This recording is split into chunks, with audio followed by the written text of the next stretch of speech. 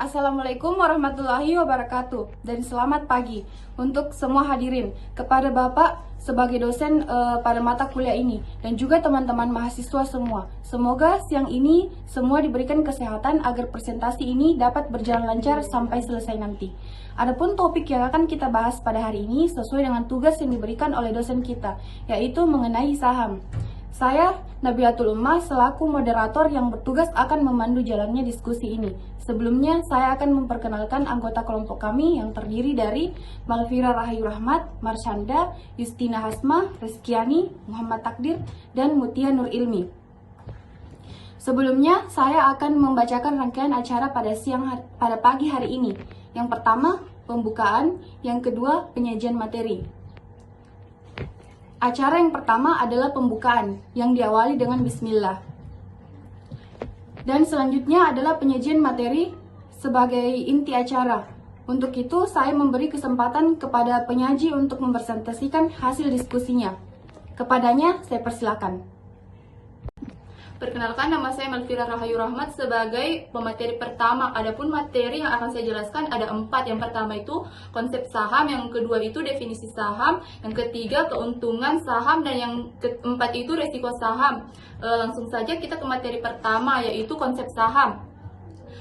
Saham dapat diartikan sebagai tanda penyertaan modal seseorang atau pihak badan usaha pada suatu perusahaan atau perseorangan terbatas. Dengan menyertakan modal tersebut, maka pihak tersebut memiliki klaim atau hak atas pendapatan perusahaan, aset perusahaan, dan berhak hadir dalam rapat RUPS atau umum pemegang saham. Baik, kita ke materi kedua, yaitu definisi saham. Saham adalah sebuah bukti kepemilikan nilai sebuah perusahaan. Kata saham sendiri diambil dari bahasa Arab. Dalam literatur fikih, saham diambil dari istilah musahama yang berasal dari kata sam. Bentuk jamaknya asum atau suhma yang artinya bagian kepemilikan, artinya pemilik saham adalah pemilik perusahaan. Semakin besar saham yang dimiliki, maka semakin besar kekuasaan di perusahaan tersebut. Kita ke materi ketiga, yaitu keuntungan saham. Ada 4 keuntungan saham. Yang pertama itu dapat melakukan diversifikasi investasi. Menurut Good Financial Kens, keuntungan investasi saham salah satunya ialah investasi ini bisa digunakan untuk diverifikasi portofolio investasi. Diverifikasi portofolio investasi menjadi hal yang penting agar dapat menghadapi resiko yang besar dari investasi saham. Yang kedua itu nilai saham masa depan. Saham bisa dikatakan dengan memenangkan pertempuran dengan inflasi. Hal tersebut membuat nilai saham semakin mengalami peningkatan. Memang nilai saham dapat mengalami penurunan, tapi penurunan ini umumnya tidak secara signifikan. Selanjutnya yang ketiga, capital gain. Keuntungan yang berasal dari selisih harga jual serta harga beli yang disebabkan karena fluktuasi pasar. Yang terakhir itu dividen, pembagian laba yang sesuai dengan kuantitas kepemilikan saham. Baik, kita masuk ke materi ketiga, yaitu resiko saham. Resiko saham juga itu ada 4. Yang pertama itu capital loss. Investor saham bisa mengalami suatu kondisi di mana harus menjual saham lebih rendah dari harga belinya.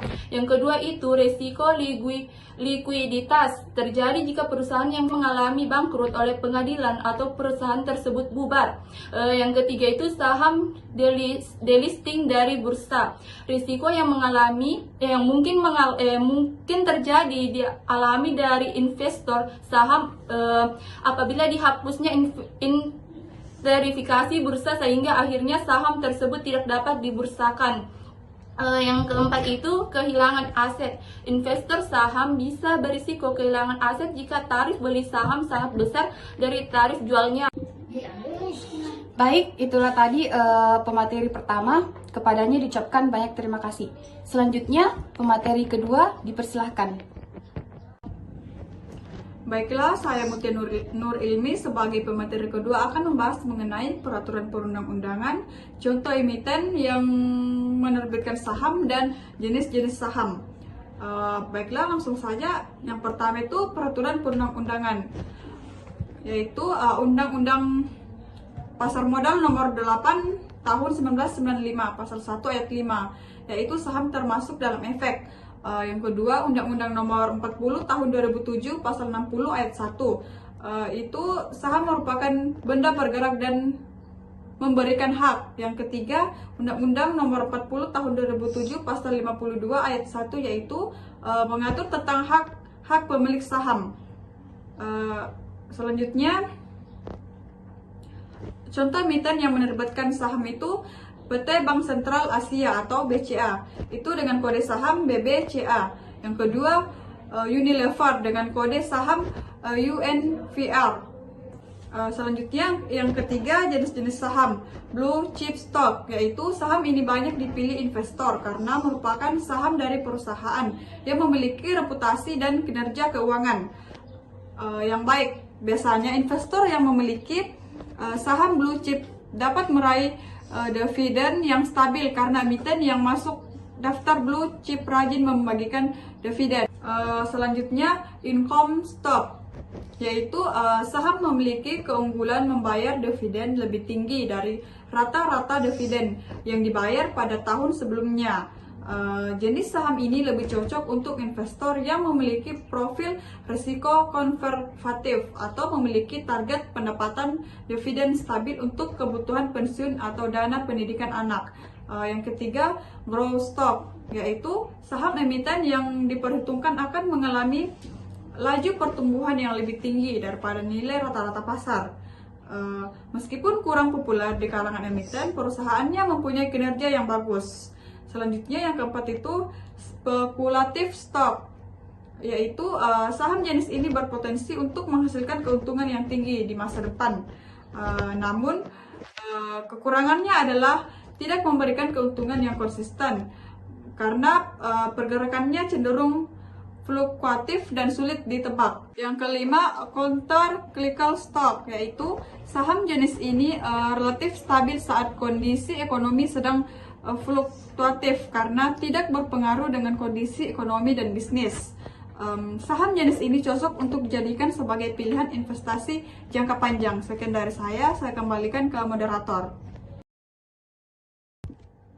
Baik, itulah tadi hasil dari pemaparan materi kami. Selanjutnya saya akan sedikit memberitahukan tentang fungsi-fungsi dari teman-teman saya. Yang pertama itu pembuat materi Justina Hasmah dan Marshanda.